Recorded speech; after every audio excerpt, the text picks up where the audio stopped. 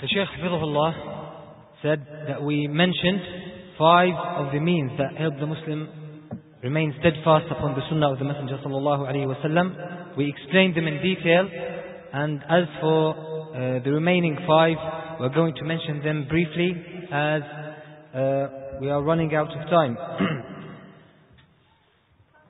The 6th means that help the Muslims stick to the Sunnah of the Messenger sallallahu alaihi wasallam is to pay attention to Salat al-Jama'ah, the congregational prayer. And it's a very important issue. Once we establish the prayer in Jama'ah, in the masjid, it is a protection, a shield that protects the Muslim and protects his religion. And as in the hadith of the Messenger sallallahu alaihi wasallam, the wolf eats from the sheep that one which is away from the herd. So establishing the prayer in congregation is one of the main reasons that help the Muslim stick to the Sunnah of the Messenger sallallahu alaihi wasallam. The 7th means is to sort out any dispute that takes place or that happens between the Muslims by referring to the Quran and the Sunnah, by referring to the Sharia. Many people, they fall in dispute and disagreement. And this is all from the works of Shaitan, as Allah subhanahu wa ta'ala mentioned that Shaitan will always strive to create enmity amongst the Muslims. So, if we strike a deal or give a word to our brothers, we stick to it. We adhere to it and abide by it. And if any kind of dispute or disagreement happens, we refer to the Quran and the Sunnah. And this is the only thing that helps us abide by the Sunnah and remain steadfast upon it. But as for those who refer to their own desires and depend upon their own inclinations and their own interests in order to sort out any kind of disagreement or dispute among the brothers, then how can this lead them or make them remain steadfast upon the Sunnah of the Messenger sallallahu alaihi wasallam, let alone calling to it? The 8th means that help the Muslim remain steadfast upon the Sunnah is keeping good company. To spend his time with good brothers. As the Messenger sallallahu alaihi wasallam said, a person is upon the religion as his closest friend. And Allah subhanahu wa ta'ala said in the Quran that all friends on the day of judgment will be enemies to one another except for those who are pious or righteous. And Allah subhanahu wa ta'ala said, those who believed and did righteous deeds, then Allah subhanahu wa ta'ala will create amongst them love and affection. And the Prophet sallallahu alaihi wasallam said, loving for Allah and hating for Allah is from the firm handholds in the religion of Islam.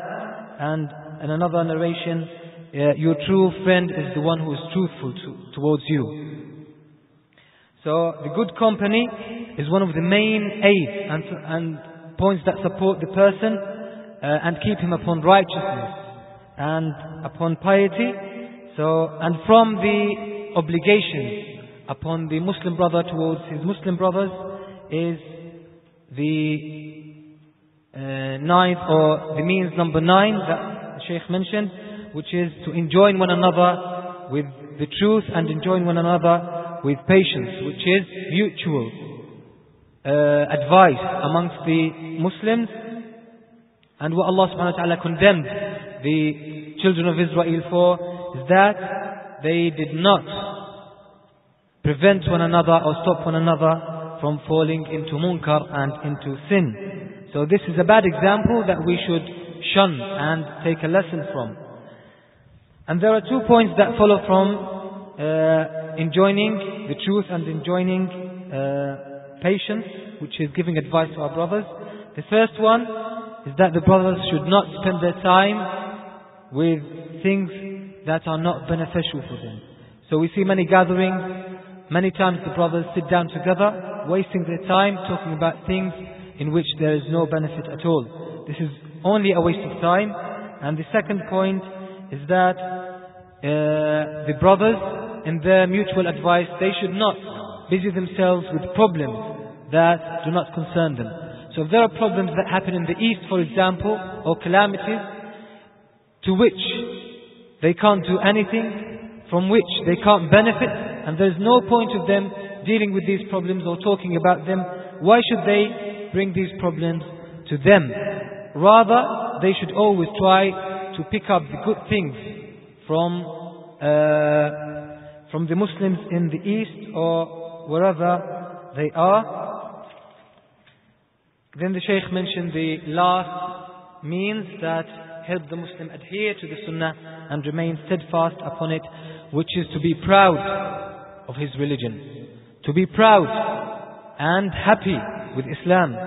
And this is why the Messenger ﷺ said, 3 things, whoever possesses them, then he will taste the sweetness of Iman, is that Allah and His Messenger are more beloved to him than anything else, and that he loves a person, only loves him for the sake of Allah, and that he hates that he returns to kufr, as he hates that Allah throws him into the fire.